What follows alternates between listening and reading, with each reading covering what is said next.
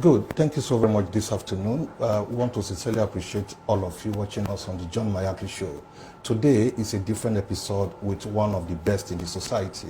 We have Professor Lilian Imuetinyan Salami, the Vice Chancellor, University of Benin.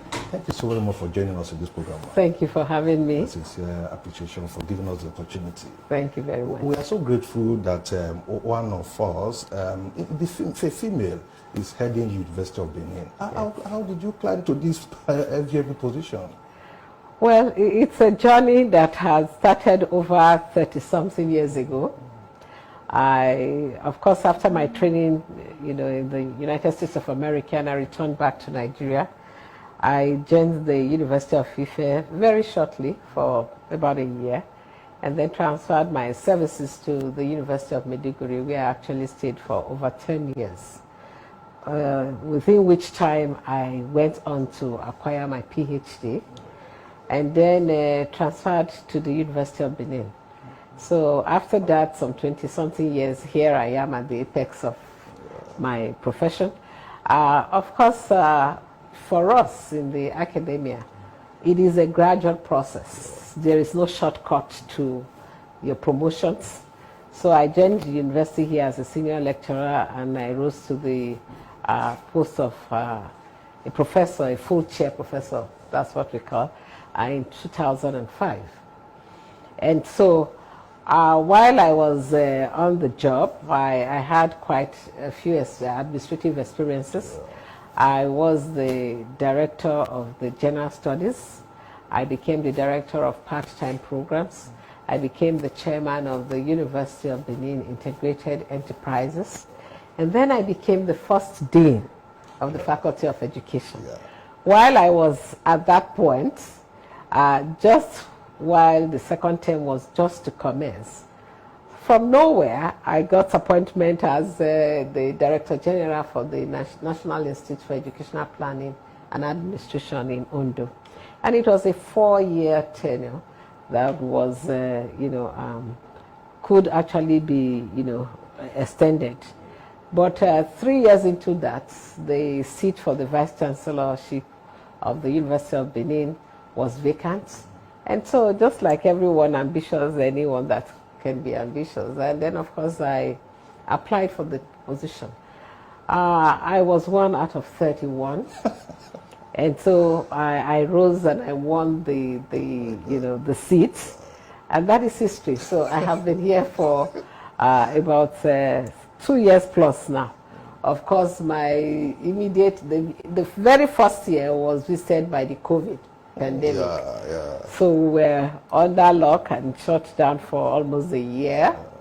And then I started, and long and behold, we are back again to ASU's strike. So sometimes I joke and I say to people, this administration had seen all the truncated events, but we're thankful to God that in spite of that, we have remained focused. And that is why our University of Benin is wearing, even when you come through the gates, you can see it's wearing a new look, and everything is happening because I also have a wonderful team that I'm working with. Quite interesting. You beat, how many men contested in that? 29 with 2 women, I think, yes. Quite a tough race. Yes, it was. Congratulations. Thank you very much. Did your university education abroad impacted, what were the differences? I think sometimes, I joke when people ask me, and I said, maybe it's the Leo in me. I'm a very wonderful Leo, 8'8", and it couldn't be any more Leo than that. But I've always been somebody who has always had a strong, I think a strong background from my parents' training also. My sister would actually tease me that you are the replica of your mother. My mother was a no-nonsense woman. Oh, I mean, we all knew when she had this slogan. She would always say to us, you are all busy doing nothing. And so that has become, each time we want to tease ourselves, we say, you are all busy doing nothing. So that was mom for you. And so, and I think that gave me some strength, really. So I've always been somebody who has always had a very, had been focused. If you want to say a strong mind, of mine that really, if I don't believe in anything, you really can find somebody who can convince me otherwise. What were your proof? What exactly will you say pushed you to this leader? What were those values? Yes. I think one thing that I believe is hard work. Yeah. And I preach that everywhere I go to, when I'm mentoring other persons, children, colleagues, younger colleagues, and I say, there is no shortcut. If you take the line of shortcuts, it's going to fail. Yeah. And then also, I also believe in contentment. And that is one of my, I see myself as somebody who God has made, and the very little I have, I'm so happy. Yeah. So I think hard work really, tenacity, the will to push. Yeah. And there is nothing like failure, whatever it has to take. I don't believe in failure. Wow. Yes. But there is some up and downs and challenges. Oh, it's because she's a female. Oh, we are the men. It's a men's world. You were not threatened. I tell you, it's, of course, over my academics, because I've always pushed to get to the top. Yeah. And it has always been a common problem. And so I laugh about it, I smile about it, I even tease others, and I say, look, this is a man-woman. And I will tell you, every position that I have occupied in this university, I've had a stiff competition from the men. But that is also not to say that things are beginning to change. But I am of the opinion, I always argue this, that my perception is not that the women are supportive of ourselves. Maybe it is now changing. But I will give you a good example. When I ran for the position of the deanship for the Faculty of Education, the first female professor in that faculty, and then the first female dean, a lot of people said to me, oh, she can, a woman cannot, a woman. And so the women we already had this attitude of, a woman can't get to the apex. So let her not try. It's a bloody waste of time. And so I knew that not maybe because they didn't want to believe in me or to support me, but they just didn't believe that a woman should vie for that position. So it's a societal issue. Problem, and I have always said that, yes, we are changing, but we still have a long ways to go. We give too much credence to the gender issues. We feel that positions of authority should be the exclusive right of men.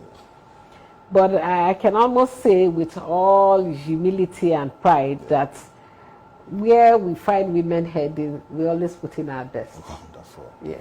Wonderful. That's quite interesting. You mentioned the period of COVID. Yes. I was going to go into that before you mentioned it, that during that period, we saw people studying abroad, online, and all of those. Yes. So what were you able to do during that period, academically? Yes. If I may borrow the American word, we were all caught pants down. Nobody knew that it was going to come. Yeah. And so we were not quite prepared. Yes, some of us were already tinkering, some of the universities with, the possibility of trying to use the online method of teaching, but we just had not embraced it when COVID came. So COVID had to force us. Yeah. And in my own case, we had to use the blended because there were still a few people who didn't believe that without the physical contact, it could not really make the impact on the students. And so they still believe that you must have that. So we tried to use the blended where even the contact we did very minimal, in smaller groups than otherwise would have been. And so that was how we were able to scale through all of that. And then, of course, we also emphasized that the lecture notes were to be given to the students prior to even the commencement of the lectures. That way, students were ahead of time. It gave them opportunity also to prepare for the lessons coming out of that coursework. And so I think those were the ways we were able to really scale through and then to pilot through the COVID era. Hopefully we will prepare for any other pandemic. I think if we probably wouldn't be caught pants down anymore. I'm sure we would scale through without much problem. Yes, because we've been building on all that gains, yes. Would you say you have achieved in terms of infrastructural development, in terms of doing a lot in terms of infrastructure? Well, yes, and my predecessor will always say that. I used to tease him and I say, look, we have to develop this university. Let us not make it look like barracks or. So when I came in, my focus first was I have to create an ambient and a serene and beautiful environment that will actually portray a conducive environment for learning and teaching. And I think I went straight into doing that. And then leveraging on alumni, I think for the very first time, I took it to the alumni to say, look, government cannot do this alone. Yeah. And everywhere in the world, the alumni are always the best, platform for institutions to grow and to become truly, citadel of learning. And they responded wonderfully. So what I did was painting, replanting of plants, and then overgrown trees were pruned, were cut down. And that is why when you enter the University of Benin today, what comes to you straight is to your face is that this is business here, and it is business of education and learning. And so we did that. And then let me also tell you, our last convocation, and I think that must be a record, we commissioned 25 completed projects. And most of these were, buildings constructed under me. Wow. And TED Fund has been so wonderful because most of these are actually projects from TED Fund. And then, of course, some from federal government capital, but mostly from TED Fund. And so when I joke about that, TED Fund has come to rescue the tertiary institutions, and I mean that through my own experiences here so far. In terms of academics, because we don't want to only have beautification, we're trying so much to change the narrative. We're looking at our curricula, we're looking at how we can better, and then also unbundling most of the traditional courses so that they are more attractive to this younger generation. And so we're doing just that. So we're hoping that at the end of this administration that University of Benin would have been, the narrative would have been written. Wonderful. Yes. What future do you see for University of Benin? We pride ourselves as the Unibest of the universe. And that for me is realizable once with the tenacity, the doggedness, and then the commitment of this administration, that when we are stepping out, the University of Benin would have been taken. In terms of ranking, we are hoping that in the next few months, 1 year, that our ranking will increase considerably. We went from 40-something, I think, to 13, and I'm sure we're shooting to get even higher than that in terms of ranking. So I'm sure we'll get there because of our commitments. What negative impact has this strike impacted on the school and the administration? Definitely. When you have a trend that is ongoing and is not interrupted, of course it flows much, much better. So education and learning shouldn't be an exception to this. For these years now, some students have been, derailed, and I pray that we don't have too many of them. Some have gone into other things. But only yesterday I was in a TV radio program, and I said to our dear students, we love them so much, but that they should use this opportunity to acquire skills. That's right. We know that white collar jobs get thinner and thinner. The population is getting more than the available white collar jobs. So it is hands on what you can do in terms of skills that will probably put food on your table. So we want academic calendar would have been bastardized, but we are hoping that we would streamline that again once the strike is called off. And also even for our lecturers, I have said, this is our business. We have no other business. This is what it is.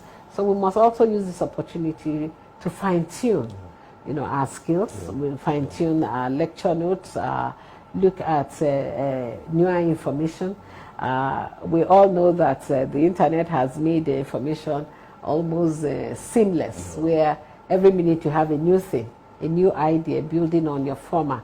And so we should also use this opportunity so that our students, when they come in, we're able to rush through, and I don't mean that in the negative, but to adjust our calendar and as well as give our students quality education. You mentioned skill acquisition, very important. You see the difference between schools abroad and that of Nigeria. Here in Nigeria, we just want to earn this degree, the certificate, and there are no jobs outside there. Over here, when I finished from here, I did a course entrepreneurship. I thought when I studied that, I'll be able to set up a business and I make some money. What difference do you think between school in Nigeria and abroad? Let me just give you a quick example. I came back from Brazil some 2 months ago, and I was amazed. For a postgraduate student to graduate, you must patent something. It's a requirement that must be.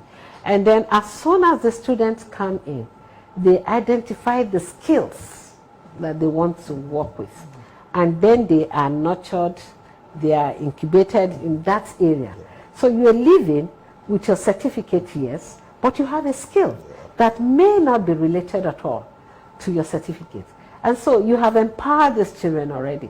And as soon as I came on board, I said to my management, we must do something. So what we are doing with our entrepreneurship program now is that we allow students to earn credits on their own.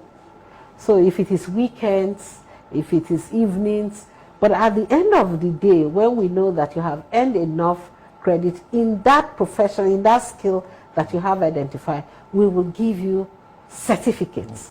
It wouldn't be degree certificate, but we will certify you that you have acquired enough skills in that area to perform and function effectively. Do you think the federal government should also look into the curriculum, generally, university curriculum? Yes, I think that NUC that I know is already doing that. And of course, our own colleagues are the ones who are, looking through this.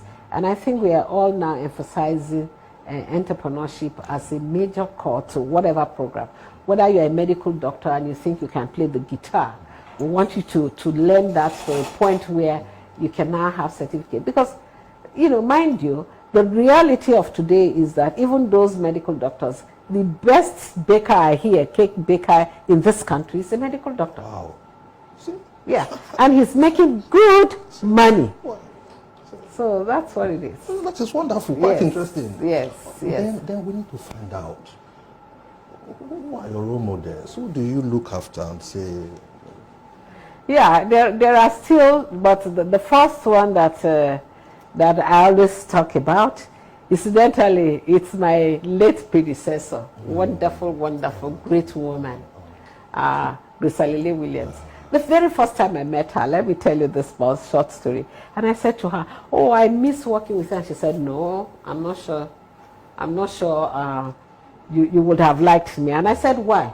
She said, I don't take nonsense from anyone. I mean, she told me right there. And I said, "Oh my God." But I said to her, I said, "I still love you for who you are."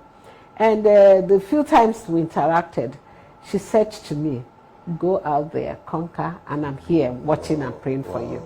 And so that was what I really felt, the pain when she passed on. May her soul rest in peace.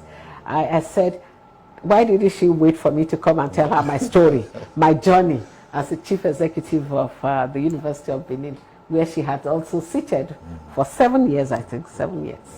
So she's one. Among the living, of course, who else? I mean, you look at the big women around, who have made it in the profession, and also not even just women alone. You look at the successes of some men, and so you throw away the gender issue and say, "Look, I also want to be like that person." Wonderful. Does parental impact, what impact did your mom, your dad, or your husband? Yeah, I actually said that earlier on, and I said my parents actually believed in equal education, equal opportunity, whether you were a boy or a girl. And so that again gave me a platform where some others were deprived of. And I said my mom had a very strong, impressive character. And just like I said, as a way of reiterating, my sisters would tease me and say, "Through daughter of your mother," because, And then, of course, I got married to an educationist who also believed in education. So we grew up together, really. We went to school together. We met when I was year 2 in my university and got married at that point. And that did stop or punctuate my education. So we carried on. Wow. Yes. Lastly, because of time, Yes. I want to know, some men, they get terrified when they see the woman is so red and well-read and speak the big English. Yes. And do you go into the kitchen? Is your husband threatened? Yes. Well, yes and no. Well, the first time I was going to be head of department, and he said to me, "You will keep that authority at the gate of the University of Benin and not take it to the house." But incidentally, once I get off office here, I get down to scrubbing. I enjoy that. It's part of me. So you will say, everyone say, "No, Visi, you can't do this." And I say, "Look, I'm doing it not because somebody is compelling me, but this is me. Clean my furniture, iron my clothes, I do everything. Everything." It's quite interesting. Yes. I think next time we'll have more of this. Yes, Thank you so very much. For Thank all of you you watching very us, much. we want to appreciate all of you joining us on this show today. We thank you for this. Thank you This will so be all on the John Mayaki show today. Thank you. Thank you so very much. Bye for now. Thank you.